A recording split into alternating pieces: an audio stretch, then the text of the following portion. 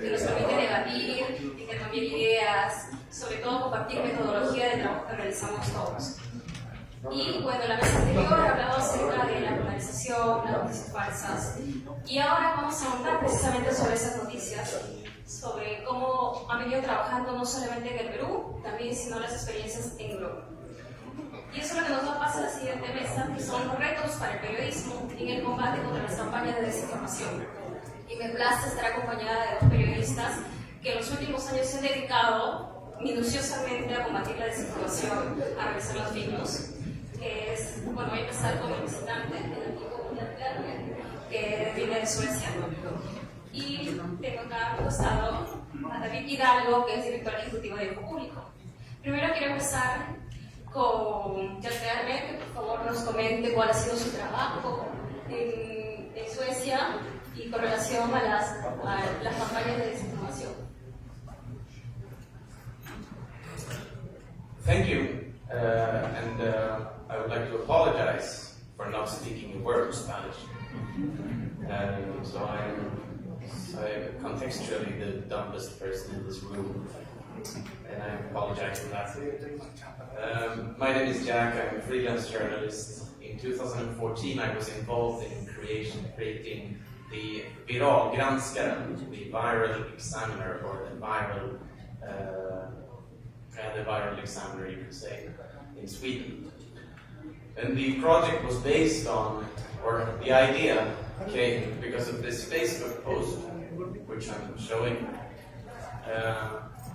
in which a woman named Madeleine, claimed that her friend Marcia Karlsson, pictured, had been murdered. She claimed in this Facebook post that her friend Marcia had been murdered by immigrants, which is in Sweden one of the more polarizing topics and ideas, immigrants in general.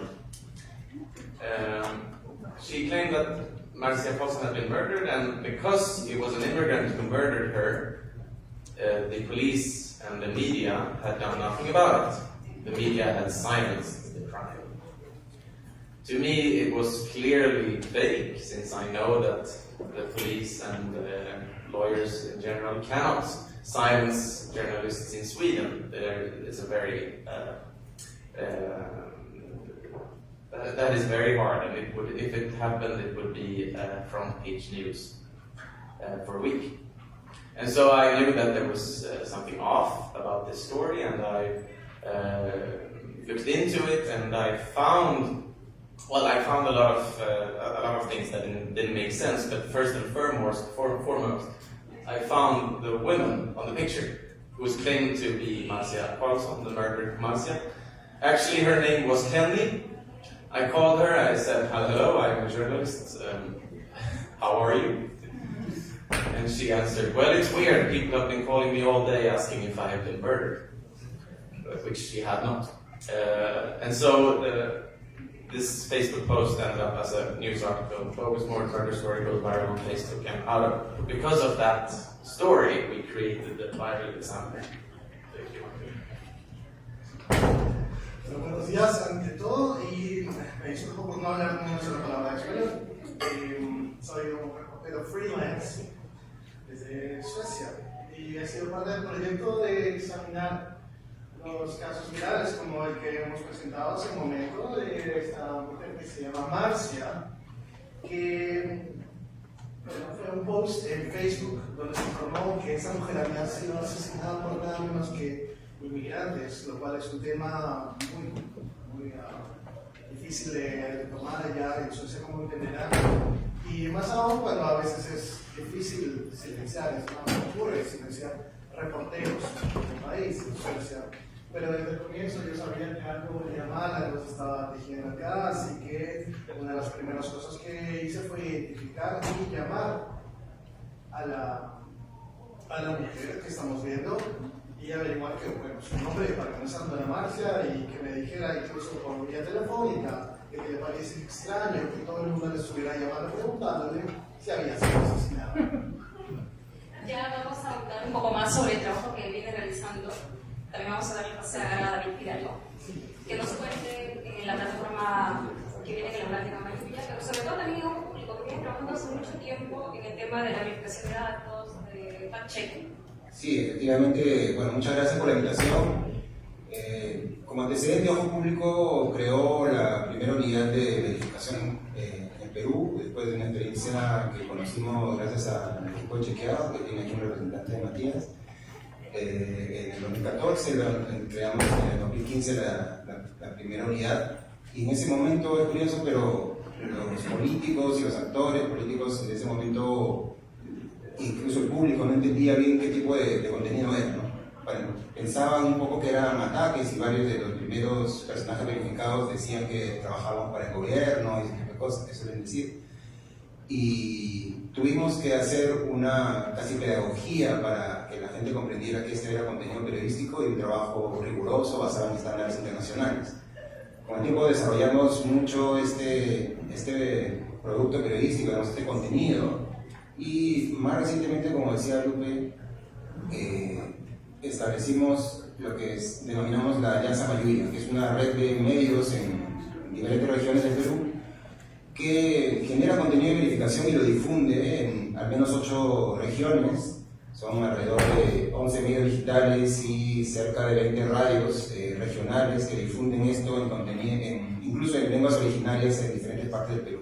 ¿Por qué era importante esto? Porque, y luego si quieren lo podemos conversar, porque esta iniciativa surge como un antecedente a inicios de la pandemia, cuando todo el mundo estábamos con mucha incertidumbre sobre lo que se venía, sobre lo que era el coronavirus, y mucha gente no sabía. Ahora parece una cosa de sentido común, pero en ese momento muchos no sabíamos, y con mayor razón en las comunidades de pueblos originarios en los Andes y la Amazonía no tenían la menor idea de lo que estaba pasando, y publicaron muchas organizaciones de pueblos originarios, grandes federaciones, pedían en comunicados públicos que el gobierno no solo atendiera la crisis sanitaria, sino que les explicara qué estaba ocurriendo. Recuerden ustedes que en algún momento hubo zonas de la Amazonía que fueron cerradas, comunidades que se aislaban completamente porque venía esta ola de muerte que nadie sabía a qué se debía, y en ese contexto nosotros dijimos, bueno, hay un gran sector de la población en el Perú que no recibe la información que todos recibimos en la costa, ¿no?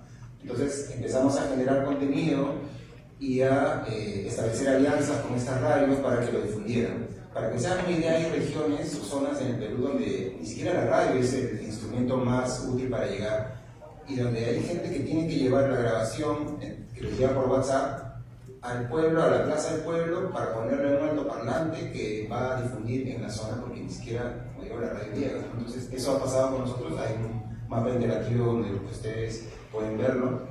Entonces, ese es el esfuerzo que hemos venido haciendo, y que por supuesto es mucho más complejo. Ya entraremos al tema de cómo abordar la cobertura en crisis política, pero ese es un poco el esfuerzo que hemos estado haciendo.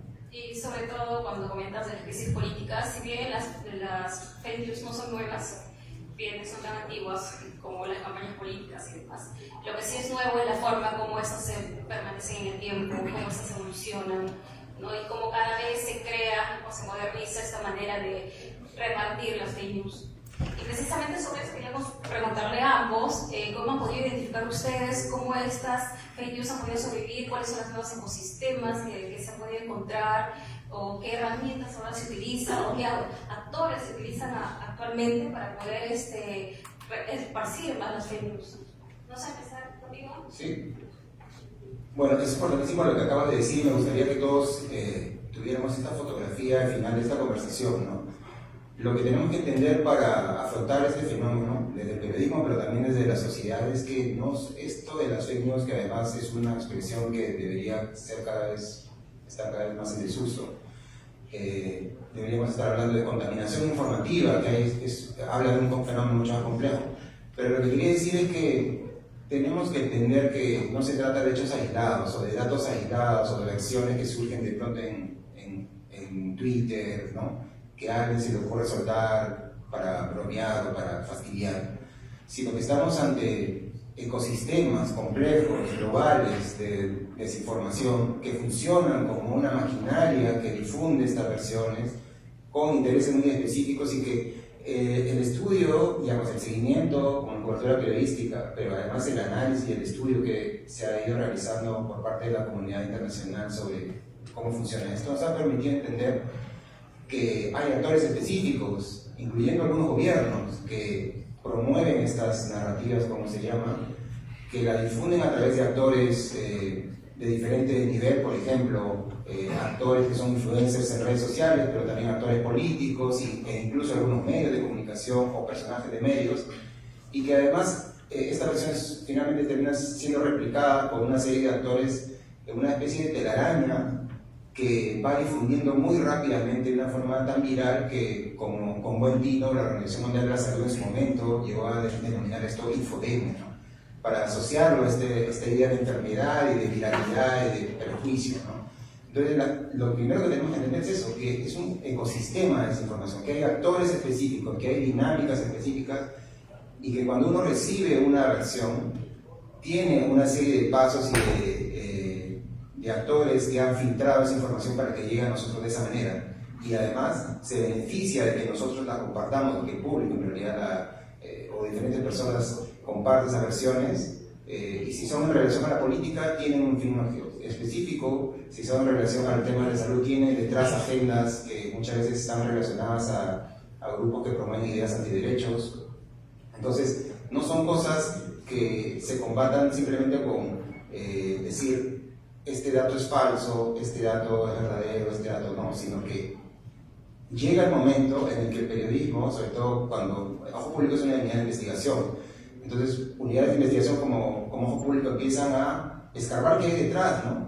Y que cuando se difunden estas versiones hay grupos que están relacionados, que tienen agendas políticas, que están relacionados a grupos políticos, relacionados a grupos religiosos, y que juntos promueven estas agendas.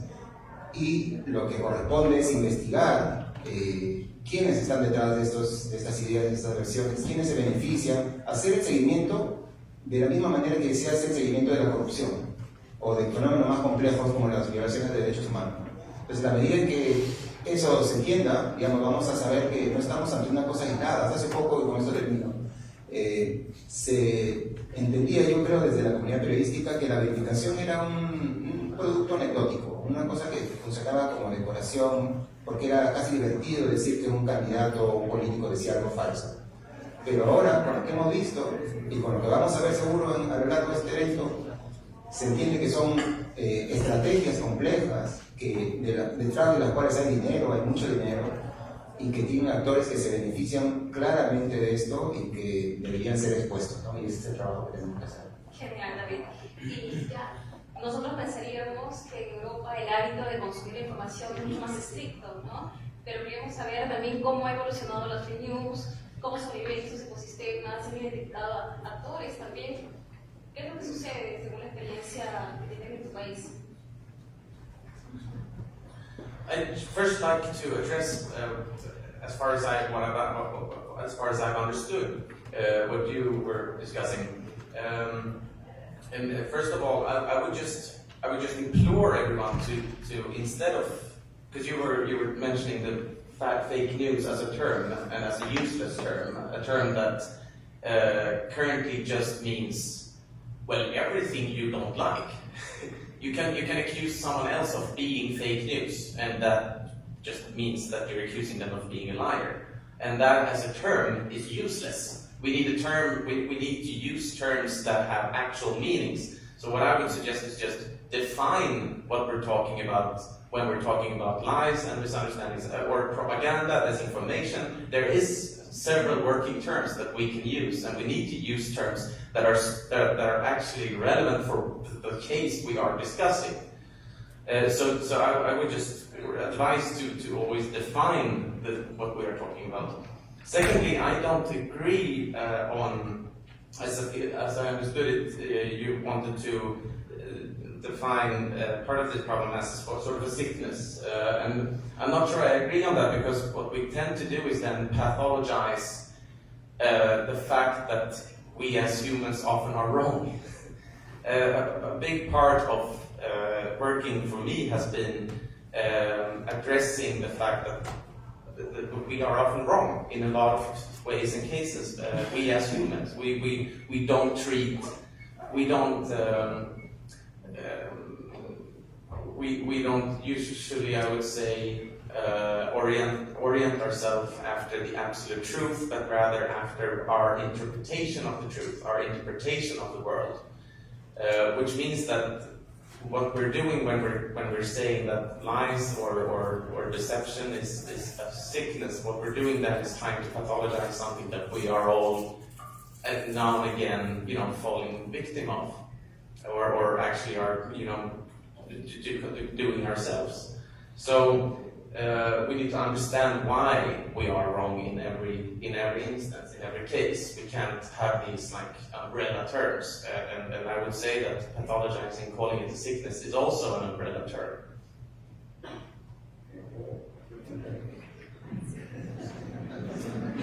Perdón. Me gustaría comenzar con hablar de eso que tú has llamado fake news como un término que ya está en desuso, que debemos utilizar otros que sean más relevantes a cada uno de los contextos y a cada uno de los casos, para no confundir cuando uno habla y no llamar simplemente algo que a mí no me gusta o no me parece correcto o fake news. Por otro lado, como número 2, declarar fake news como una enfermedad es algo con lo que no estoy de acuerdo, porque es como patologizar una idea, es como restarle la importancia a la que nosotros le damos a las cosas cuando creemos que nos afectan y nos hacen mal. Yo creo que debemos centrarnos mucho en la interpretación que tenemos de la verdad y no caer en equivocaciones debido a utilizar términos que llamamos umbrella, de paraguas de protección, simplemente para que parezcan que están bien. And also another short point is we've been talking about polarization previously, and an instance where it was understood why a situation was polarized was in an American experiment where they put 50 women from 2 different United states in a singular Facebook group. And they came from states that had opposing ideas about the Obamacare.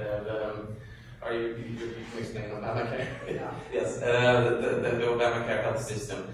And these 2 groups had very differing views on Obamacare, and see if you just saw them from a distance without understanding the conflict, it just looked like they were polarized. They are polarized, just like the term in essence was right. They were polarized, but there was no understanding of why.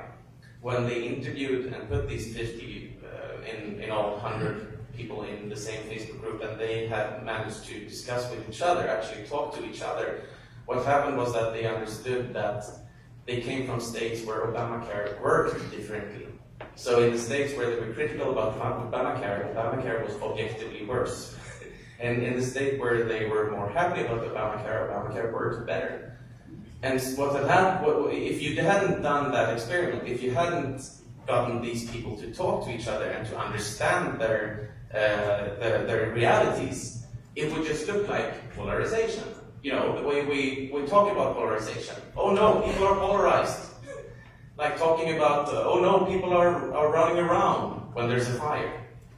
You have to understand the reality behind the polarization, and that's why I think that Facebook group experiment was a good one.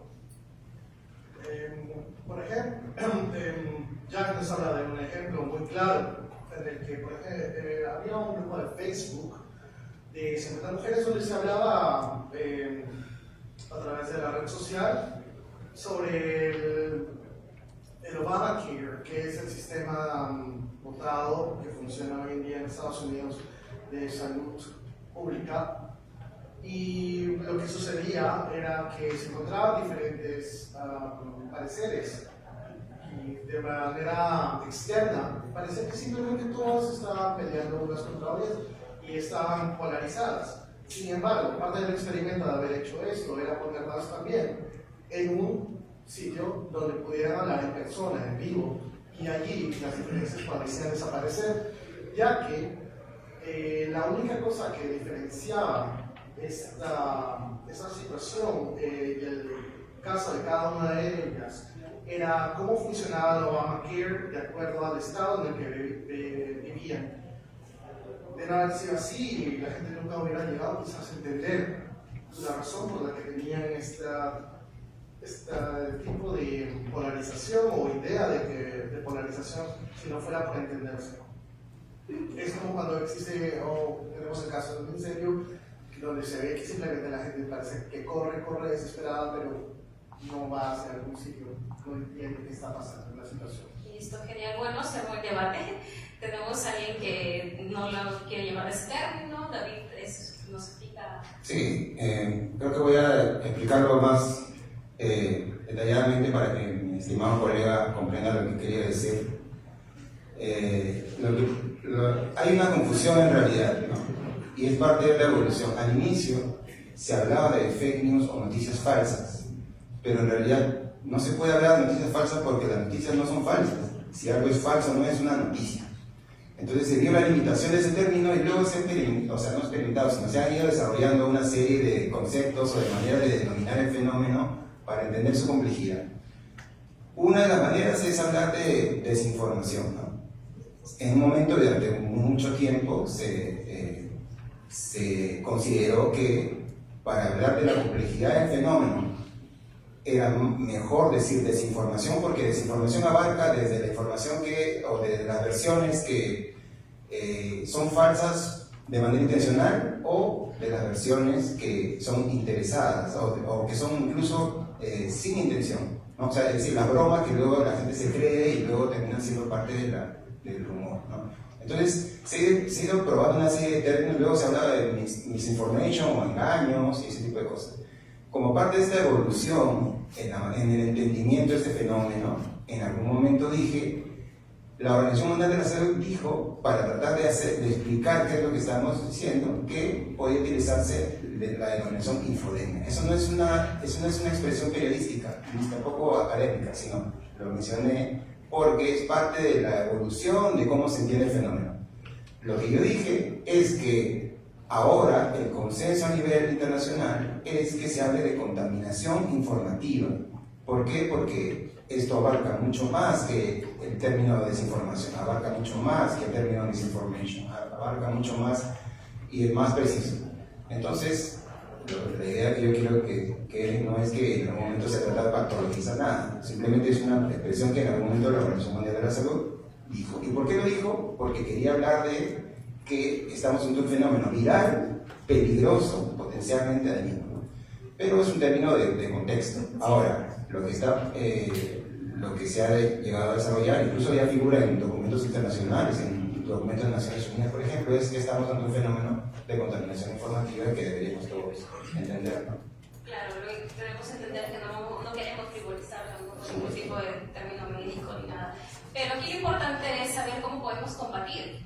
Y nos contabas anteriormente sobre la experiencia de regiones para los que son de afuera. Nuestra geografía en el país a veces dificulta tanto que en algunas regiones no tienen acceso a internet, con lo cual desmentir un bulo es mucho más difícil, o que la información llegue precisa es mucho más difícil. Entonces quería que me comentaras cómo ha sido tu trabajo en regiones para poder batallar contra la desinformación. Mira, hay un proceso muy curioso alrededor de los medios y las organizaciones que promueven la verificación. A diferencia de otras organizaciones que hacen periodismo del tipo tradicional, hay un trabajo paralelo que hacemos que podríamos denominar pedagógico. Es decir, hacemos, por ejemplo, talleres para que periodistas de regiones o incluso público en general de la sociedad civil conozcan la metodología y la apliquen. Es como que si eventualmente un medio se pusiera a hacer talleres de periodismo de investigación para que la gente investigue, pero obviamente eso no ocurre. En el caso de la verificación sí ocurre, porque la idea es que mayor cantidad de personas conozca de qué estamos hablando, conozca el fenómeno, ayude a contrarrestarlo. Entonces, como parte de esta idea, que es por supuesto un trabajo que hacen muchas organizaciones de verificación a nivel internacional,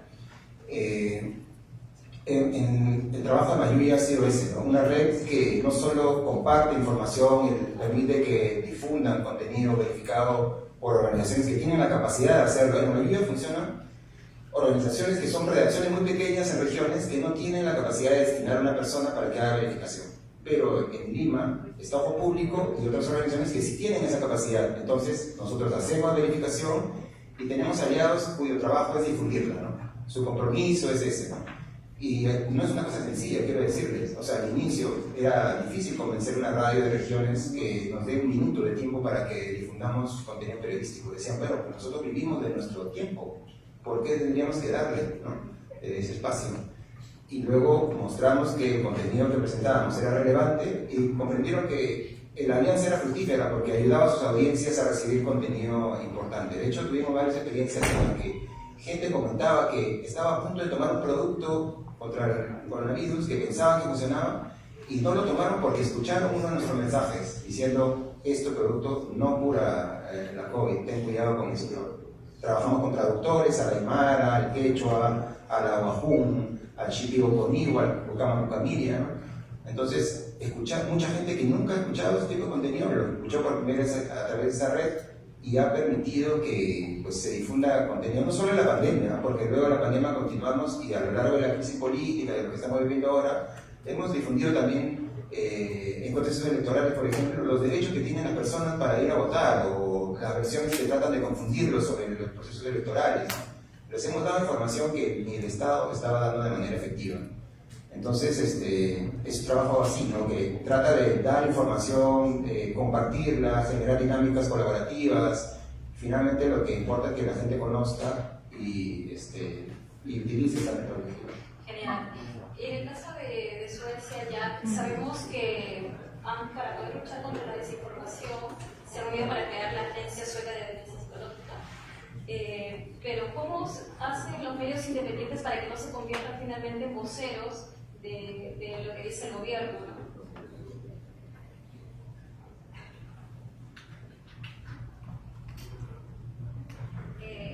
Cuando se crea ante las campañas de desinformación esta Agencia Sueca de Defensa Psicológica, ¿cómo trabajan para que no se convierta en voceros? ¿O cómo es la información que se filtra a través de ellos? ¿Cómo trabajan en conjunto? Quiero que nos cuentes esa experiencia. Well, the MSB, the agency you're talking about, are focused more on social unrest and on communicating in times of crisis, and so they know very well that they can't. They are an agency, so they are inherently distrusted in a sense by at least some of the people that they aim to reach when it comes to important societal information. So what the agency does is just try to, clearly communicate without giving too much attention to frauds or to hoaxes. That is always, as I'm sure many of you know, an issue in debunking and fact-checking is when do you give something the oxygen of a debunk? To address an error or a faulty idea is also to lift that faulty idea up and give it visibility. So in every sense we have to be very sure that what we are debunking is actually enough shared, enough spread, so that it's actually worth the time.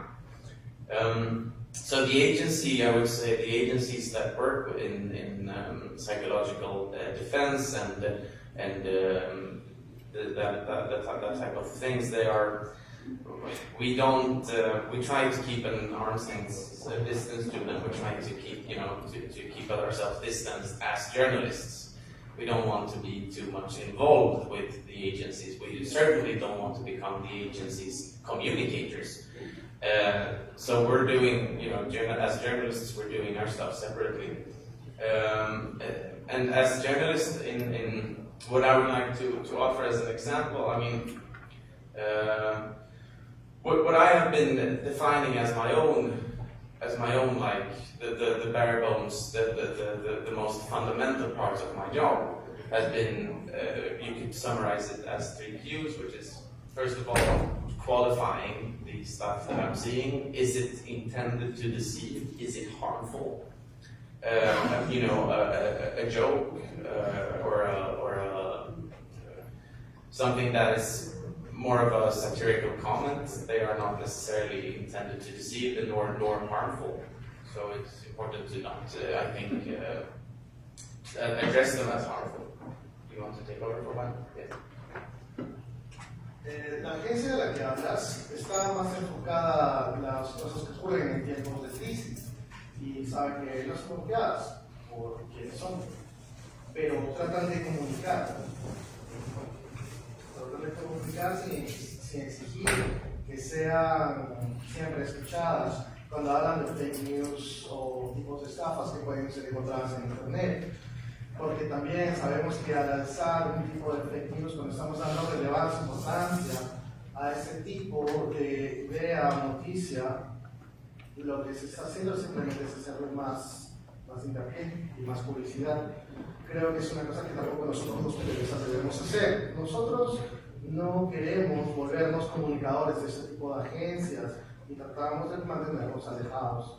Ahora, cuando estamos hablando del tipo de trabajo que yo hago específicamente, creo que debemos hablar de tres tipos de Q. Una que es qualifying, la otra que es quantifying y la otra que es querying. La primera, que acaba de ser explicada, es acerca de saber si el tipo de noticia que estamos dando tiene una intención de, por ejemplo, engañar, o si es que es dañina, es una broma, ¿de qué se trata? Voy a seguir explicando así. And if I may use an example.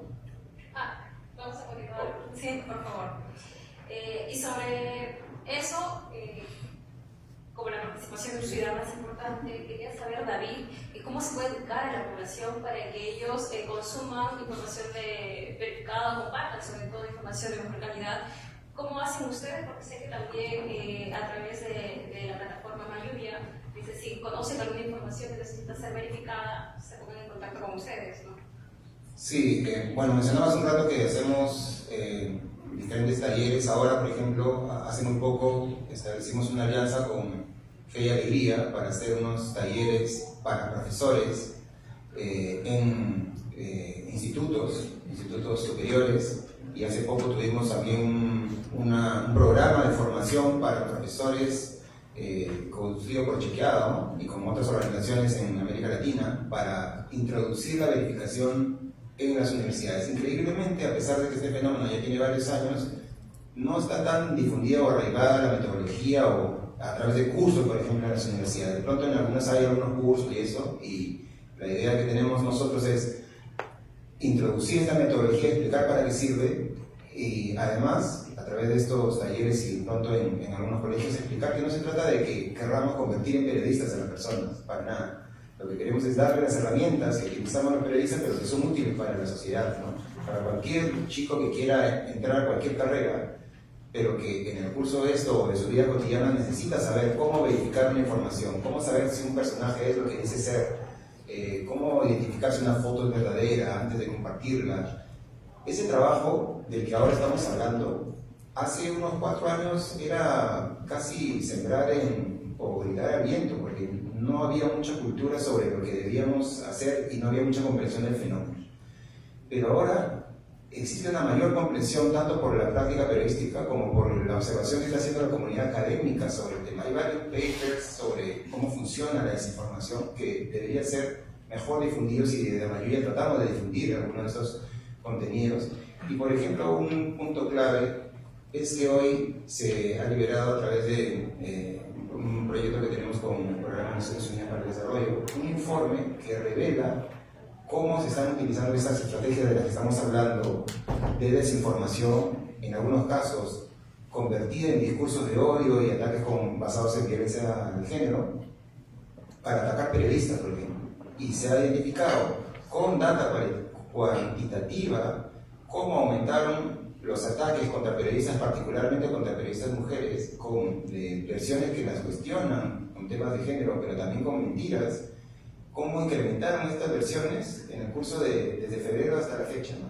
O sea, justo en el agravamiento de la crisis política, ¿no? Desde diciembre en realidad, pero sobre todo en febrero.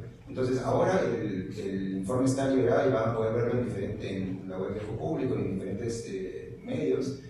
Demuestra efectivamente cómo se utiliza la desinformación para atacar personas, en este caso periodistas, pero contra diferentes grupos. Esto funciona contra diferentes grupos, en la política funciona mucho. Entonces, ¿cómo hacer que la gente comprenda el impacto de esto? Explicándoles esto que iniciamos al inicio, que hay un ecosistema de desinformación, que hay dinámicas. Entonces, los talleres no se trata de decirles, ahora vas a poder decir si esto es falso o verdadero. En los talleres siempre tratamos de explicar la complejidad del fenómeno, para que se haga una idea solamente una mención breve. Nosotros solemos explicar a partir de un caso, una crisis global común, que es la crisis de la guerra de Rusia y Ucrania, que tú, digamos, cualquier persona en la calle sabe que algo ha pasado ahí, que hay una guerra.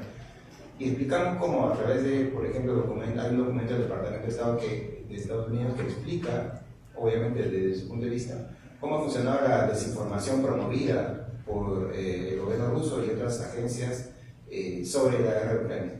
Yo no digo que crean a ciegas el documento, lo que digo es que explica un fenómeno que hemos estado viendo en la pandemia, que vemos en las situaciones electorales, que vemos en las crisis políticas, ¿no? Todo el mundo aquí estará al tanto de que en Perú hubo una estrategia para hablar de fraude en las elecciones últimas. Esa misma estrategia está pasando ahorita en Paraguay. Esa misma estrategia ha ocurrido en Brasil, en Estados Unidos también. Entonces son modelos de mecanismos de desinformación, estrategias ya organizadas de las que todos debemos ser conscientes, pero si no hablamos de eso, obviamente poca gente lo va a entender. Y quienes estamos hablando de eso justamente somos los medios y los periodistas que estamos trabajando el tema de la desinformación y que vemos el fenómeno en una foto mucho más grande. Genial, gracias David. Voy a terminar yo con esta pregunta para Jack y luego vamos a abrir preguntas de los que quisieran participar, ¿no? Jack, sabemos que en la última campaña política en Suecia hubo mucha desinformación que empezaba desde Chile y Rusia y eso es contra lo que querían batallar. ¿Cuál ha sido la experiencia en esto en concreto y cómo quiénes son sus aliados en todos casos como medios independientes para poder combatir la desinformación? Well, the Russia case is interesting because, of course, they have, of course, Sweden is a natural target for Russia, being geographically placed where we are, and also now maybe heading into NATO, depending on Turkey and Hungary's mood. But the thing is that during the elections where I have been working with fact-checking, which is 2014, 18, and recently 2022. It has clearly been more, the fear of disinformation and propaganda from Russia has been larger than the actual instances of propaganda from Russia.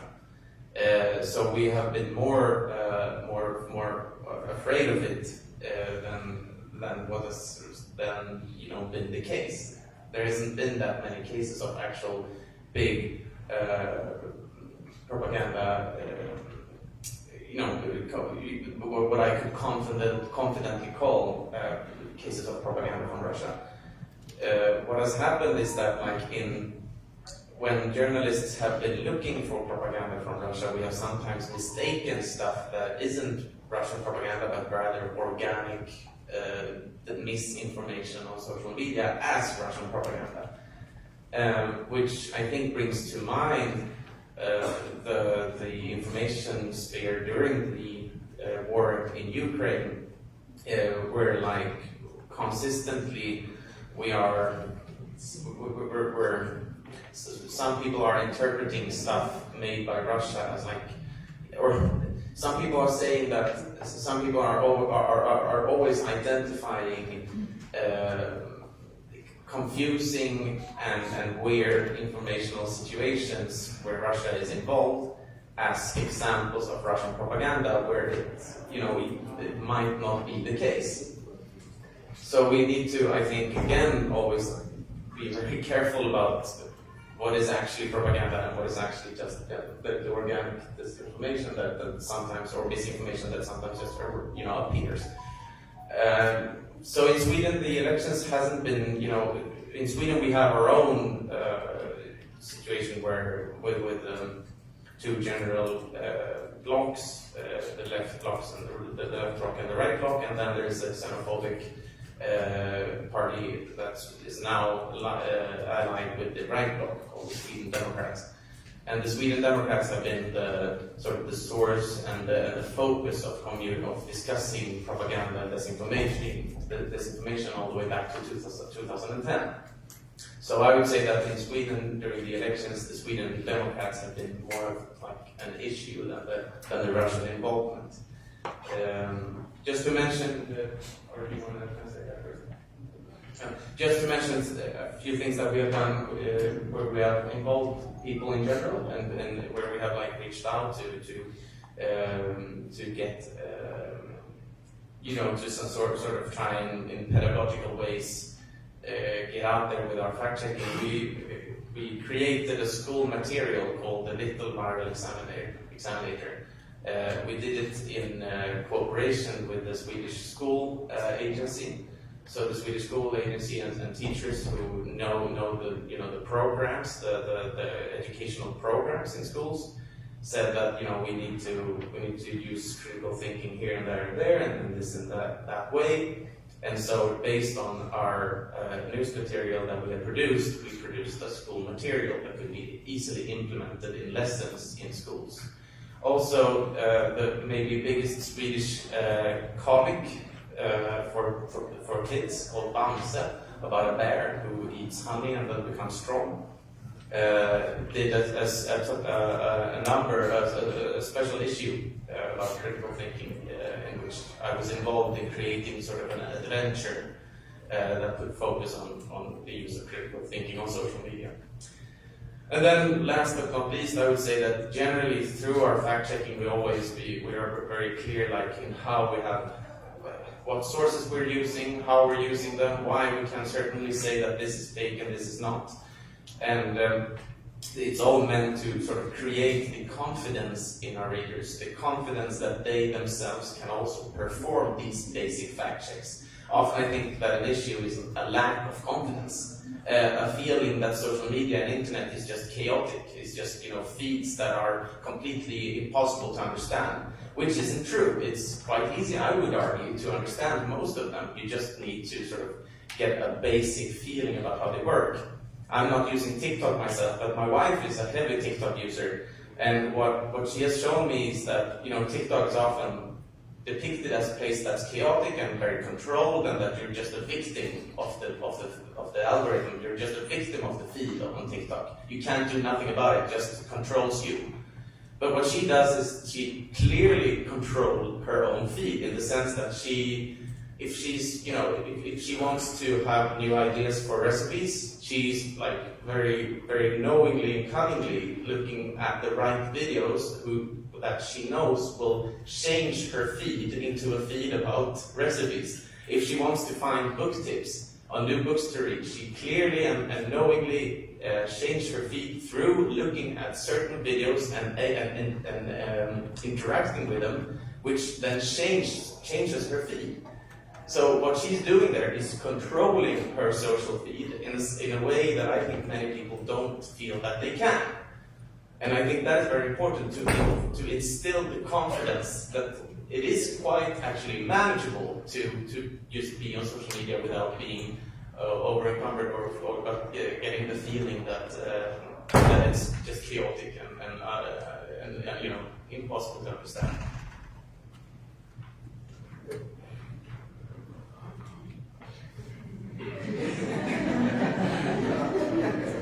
Jesus, I'm sorry. Again, I'm sorry.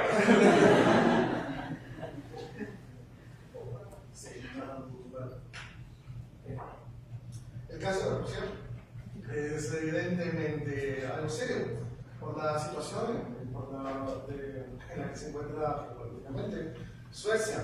Hemos estado trabajando mucho con fact-checking, verificación de datos, verificación de la verdad. Desde el 2014 no ha habido casos de propaganda de Rusia que hayan realmente pesado mucho, que los periodistas hayan estado viendo o buscando más allá en las ideas que se han presentado, tanto como las noticias relacionadas, creadas por ellos o donde ellos están involucrados.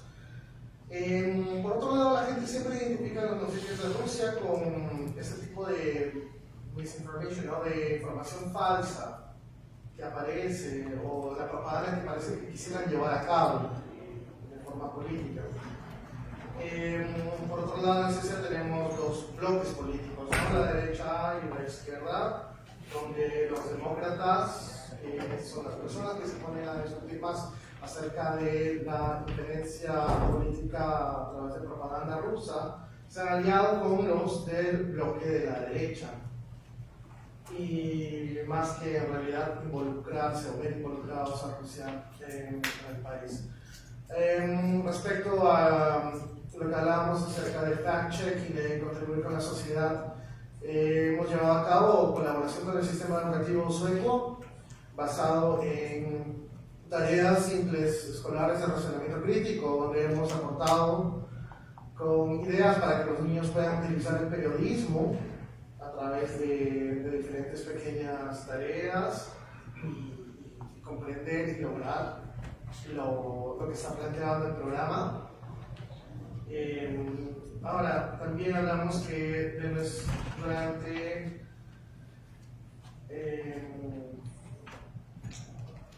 nuestra forma de hacer o llevar a cabo el fact-checking es importante que nosotros construyamos confianza en los lectores, en todas las personas que pueden comprender que un hecho puede ser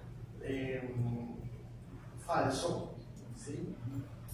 Pero nos interesa muchísimo que ellos puedan saber que pueden lograr alejarse de la idea de que el Internet es simplemente puro caos y que todos somos víctimas del algoritmo. Él pone el caso de su esposa, que afirma definitivamente eso, ya que ella es una usuaria muy frecuente de las redes, especialmente TikTok, por ejemplo. Y ella sabe que los feeds cambian, lo que se le presenta, cambian de acuerdo a lo que ella vaya a buscar. Entonces, Jack cree definitivamente que eso es algo que muchos usuarios no tienen esta idea de que se debe crear este tipo de confianza para que ellos sean quienes lleven a cabo la posibilidad de recibir noticias distintas a las que están acostumbrados o se puedan sentir sometidos a recibir. Genial, interesante como ver que el fenómeno, ¿no?, de la desinformación es generalizado y también cómo trabajan con los escolares para poder apoyarse y desde temprana edad puedan poder identificar las noticias falsas o no, la desinformación. Ahora sí abrimos las preguntas para el público. A ver, no sé, a ver cómo empezamos.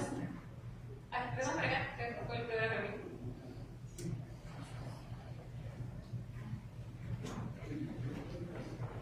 Muy buenos días, bienvenidos acá a Perú, a los grandes colegas del extranjero, a los proyectos aquí en Perú, también por participar y estar con nosotros aquí.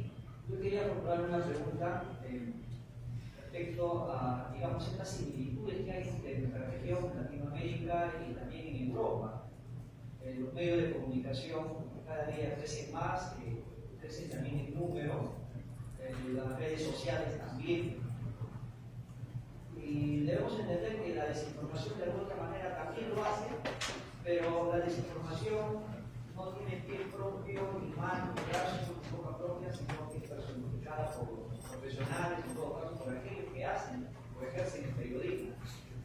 En este caso, por ejemplo, de la desinformación, también podemos observar que quienes personifican justamente esto a través de los medios de comunicaciones, supone que deberíamos o deben ser periodistas, pero muchas veces no lo son. No lo han estudiado, o vienen de otras carreras profesionales y quizás no entienden bien la disciplina, la deontología, el perfil. Todo esto, digamos, de alguna manera ejerce un eje vertical en todo esto. ¿Cómo afrontar esto, David, ya en Perú o en Europa, por ejemplo, en Suecia, o en todo caso, dentro del contexto internacional? ¿Qué parámetros deberían darse para que esto, digamos, pueda disminuir?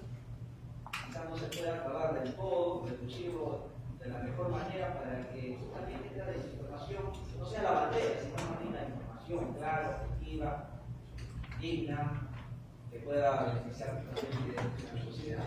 No, Gracias. Gracias. Bueno, creo que Tomamos las preguntas. Tomamos primero las preguntas y después todo para poder avanzar. A ver, aquí a la señorita que entra ahí primero y luego atrás. No sé si va a alcanzar para todos porque dijeron 3 preguntas nada más. Muy buenos días. Que las preguntas sean muy puntuales para poder avanzar con todos. Les voy a, más que nada es una acotación, una experiencia como periodista. Yo soy Caterina Mendoza de Medio Buscopos, pertenezco a la red de medios regionales de Perú y tratamos de llevar siempre la noticia de la región hacia el exterior, no desde la capital hacia la región, tratamos de una manera distinta. Y por ejemplo, estamos hablando hoy día de fake news, estamos hablando también de polarización y una experiencia que yo tengo es, por ejemplo, en las elecciones entre Pedro Castillo y Keiko Fujimori. Nosotros, para lanzar una información a partir de las regiones, estábamos monitoreando en qué lugares ganaban por mayoría Keiko o Pedro Castillo. Y de pronto, yo detecté que en Cusco, en Chumbivicas, Pedro Castillo había ganado con un 96%. Lancé la información, ¿no? Y inmediatamente se replicó en varios medios porque fue pues algo sorprendente, ¿no? Contundente también. Pero también se utilizó, yo lancé la información porque era una noticia, ¿no? Que era algo novedoso, pero se utilizó también por ciertos sectores para inmediatamente decir que había fraude, ¿no? Que era imposible que podía ganar Pedro Castillo por tanto porcentaje y que ahí empezó pues que había manipulación de actas y todo, ¿no? Y también se hizo pues tendencia en Twitter y todo esto. Inmediatamente empezó a salir también los comentarios de que era fake news. No, es falso, es una noticia falsa. Y fue tanto el bardo que hasta yo misma empecé a dudar y tuve que volver a monitorear todita la página de la OPE para volver a aseverar que esa era una verdad, ¿no? Entonces, los periodistas a veces no tenemos esa intención de desinformar o tal vez de manejar la opinión pública, pero hay sectores que toman tu dato que podría ser cierto y lo llevan a este lado. Entonces, en ese caso, ¿cómo sería la respuesta que tendríamos que dar para volver a ratificar que esta no es pues con una intención política que estamos manifestando esa información? Sí, además que te basas en páginas oficiales. Allí, Sandro, creo que tenía una pregunta.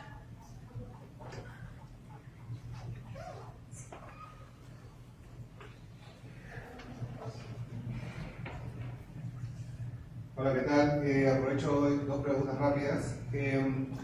Lo primero es que, ¿qué opinión le merece el hecho de que las instituciones públicas también han desarrollado sus sistemas de fact-check? Un poco dudoso porque el periodismo supuestamente ha implementado los sistemas, pero ahora los ministerios, el gobierno sacan comunicados y ponen falso, ¿no? ¿Qué opinión les merece? Y lo segundo es, se ha desarrollado también una guerra contra los fact-checkers, ¿no? Ahora, en un momento que había sido de respeto que esto apareciera, ahora desde varios puntos, incluso organismos de sociedad civil, quizás de una tendencia política, se dedican a minar la credibilidad y a tratar de tirarlos abajo. ¿Cuál sería la respuesta? ¿Cómo se podría fortalecer el prestigio de las unidades de fact-checking de cara a la sociedad? Genial. Y luego el compañero. Allá, atrás.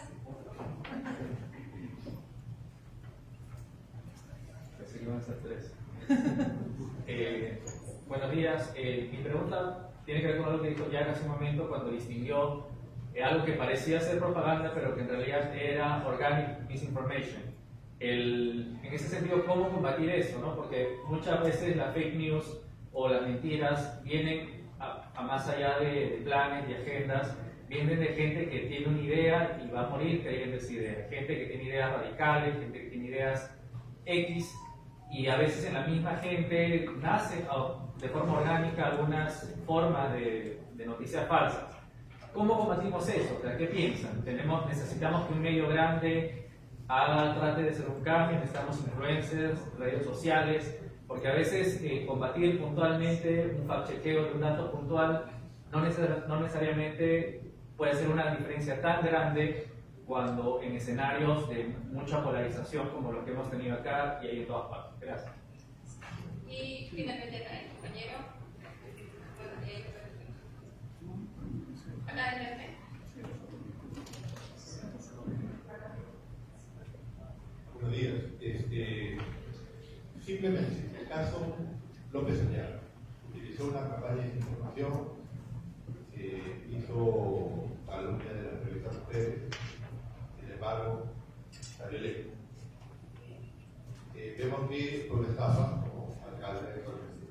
¿Cuál sería, digamos, la evaluación que ustedes podrían hacer de ese tipo de campaña que utilizó ese candidato? Y finalmente, utilizando herramientas vedadas, tuvo éxito. Gracias. Creo que después que termine el evento vamos a poder conversar con los así que terminamos ahí. Bueno, no sé si mi capacidad de síntesis va a poder abordar todo, pero bueno, creo que va a ser una respuesta general y no por pregunta. Yo decía al inicio que había que comprender la complejidad del fenómeno, y eso creo que aborda lo que tú preguntabas, que es no vamos a terminar con la desinformación, es imposible. De hecho, a medida que surjan nuevas plataformas, habrá nuevas formas de generación de desinformación, porque hay diferentes incentivos. Como preguntaba la persona de atrás, ¿cómo hacer que una persona simplemente sentada en su casa, evitar que esa persona difunda algo que es falso?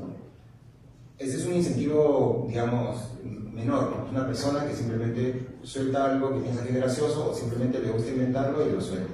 Pero luego hay maquinaria de desinformación de la que estamos hablando. Entonces, por eso yo decía, la mejor manera de entender esto es que hay un fenómeno actual de contaminación informativa que va afectando diferentes campos, en diferentes escalas, y es lo que estamos viendo en diferentes lugares. Es parte del mismo fenómeno que un político utilice estrategia de desinformación para ganar una elección, que es muy común. Es el mismo fenómeno que el de una persona que está sentada en una computadora y que sencillamente suelta una mentira porque piensa que es gracioso sobre una persona, o un ataque contra una periodista porque la odia o porque tiene una agenda detrás o porque cree firmemente que hay una conspiración de Bill Gates para poder hacer el mundo, una cosa así. Entonces, es el mismo fenómeno, son diferentes actores en diferentes momentos, diferentes escalas, ¿no? ¿Cómo combatir eso? ¿Cómo, por ejemplo, que tú preguntabas si los periodistas podemos hacer algo, ¿no?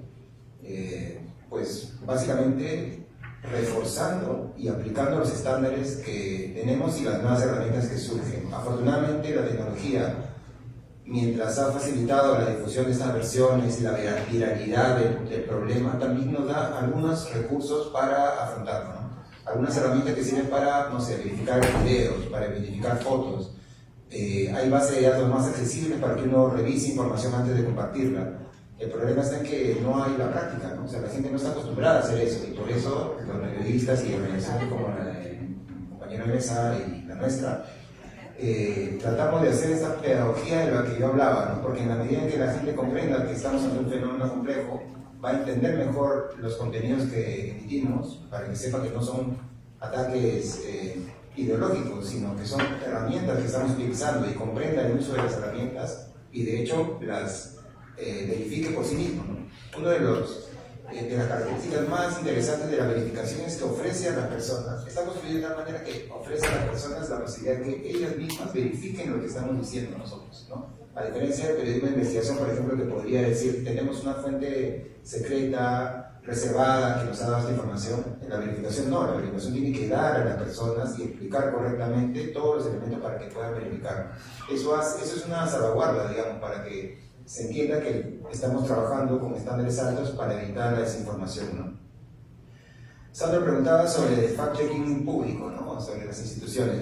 Es una discusión internacional, Y yo también creo que hay que hacer una diferencia clara, ¿no? Hay que entender que el uso de la expresión fact-checking debería estar restringido a las organizaciones que promueven esta metodología y que en todo caso el esfuerzo que se debe hacer en el ámbito público con la mejor intención, quiere decir, nosotros hemos tenido una experiencia de trabajo colaborativo en el día de las elecciones con el Jurado Nacional de Elecciones que fue muy útil para contrarrestar una serie de versiones que trataban de contaminar el ambiente, pero hay que entender también que para evitar cualquier tipo de confusión habría que restringir ese uso no por una norma, sino por práctica y por precisión, para que se entienda que no puede haber un fact-checking que tenga un interés detrás. De hecho, la metodología de fact-checking tiene como unos subpuntos a nivel, es un estándar internacional que no sea partidarizada, ¿no?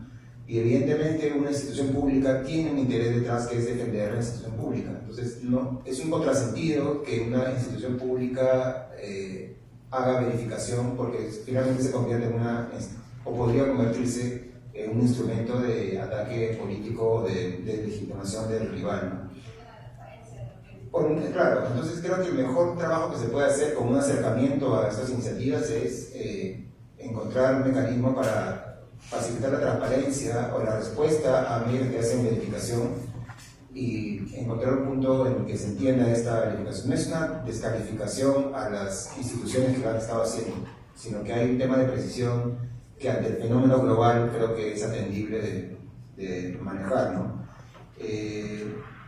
Luego decía cómo...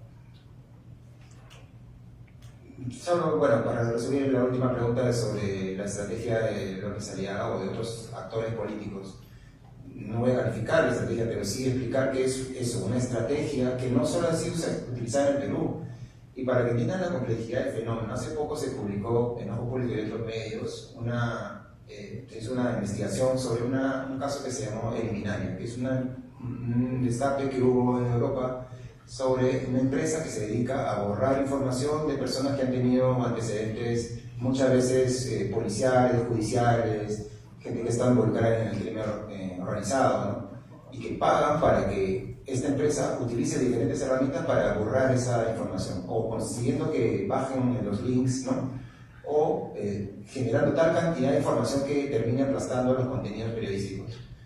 Eso es parte de un servicio que ahora existe y hay diferentes servicios que abordan incluso estrategias psicológicas para lograr que las personas desarrollen un tipo de opinión pública alrededor de determinados temas. Son servicios y empresas que son parte del fenómeno de la desinformación. Entonces, por eso yo decía, hay tantos actores, tantas dinámicas, tantos intereses, que no podemos hablar solamente de, el verificador es la persona que te va a decir si esto es verdad o es mentira. Esto es mucho más complejo, es mucho más grande y creo que en la medida que lo entendamos, pues va a ser más fácil, bueno, no más fácil, pero vamos a estar más alertas, ¿no?, para responder eso. Muchas gracias, Javier. Sí. Como hay muchas preguntas locales, creo que lo de Jack sería lo puntual que preguntaron. También sobre qué opinan de las instituciones públicas que realizan fact-checking y cuáles son las estrategias de los periodistas, ¿no?, para batallar contra la desinformación.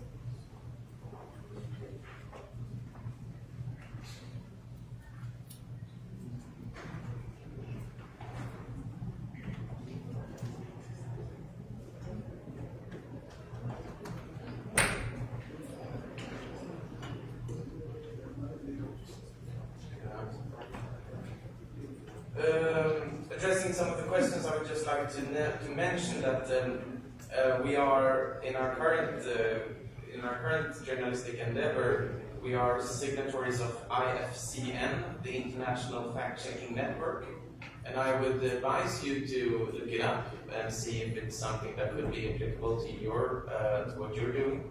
The International Fact-Checking Network is a pointer organization in the United States, based in the United States, but there are signatories worldwide.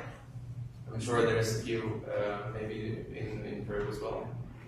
And the IFCN, the good thing about the IFCN is that it keeps a code of principles.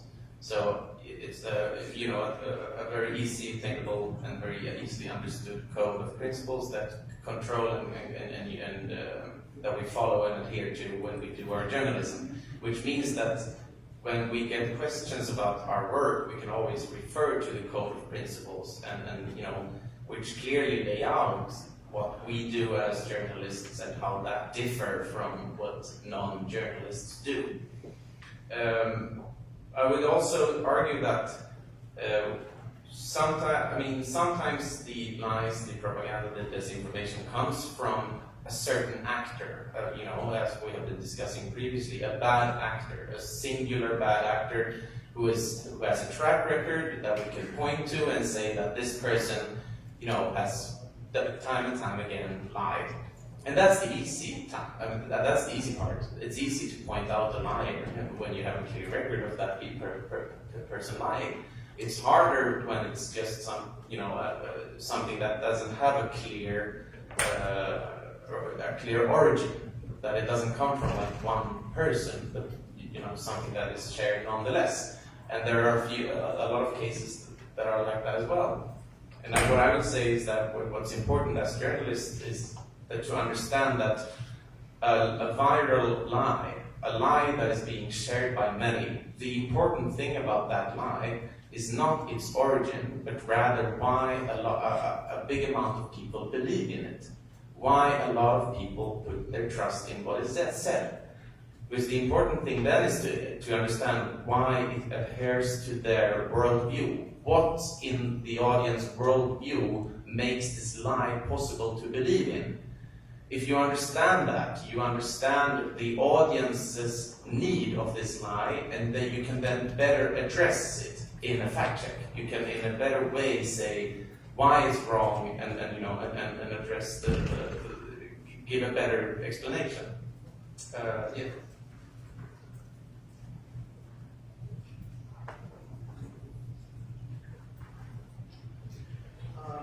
Para comenzar, me gustaría mencionar que como parte de nuestra labor tenemos el IFCN o IFCN, que es el International Fact Checking Network, la red internacional de chequeo de facts, de información, y es algo que trabaja también en Estados Unidos y en diferentes países del mundo. Incluso creo que es capaz, encontremos gente que está asociada también a esta red.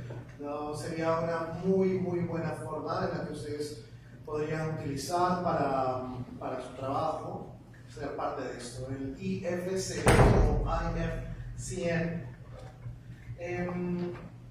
También nos referimos a códigos de principios cuando nosotros tenemos que hacer nuestra labor. Y es algo que nosotros simplemente llamamos Code of Principles o código de principios para enseñar, para dar a aclarar cuál es nuestra labor, qué cosas hacemos, qué cosas no hacemos. Por ejemplo, uno de los verificadores que es parte del que acabo de mencionar, FCN, es justamente la República. Sí, el Día de la República. También la forma fácil de identificar a alguien que miente es por su registro de mentiras, porque sabemos que al fin y al cabo pierde la confianza de las personas. Ahora, para nosotros entender cómo hacer el fact-checking algo más fácil, debemos examinar, debemos analizar qué es aquello que hace que las personas crean que una noticia falsa puede ser verdadera.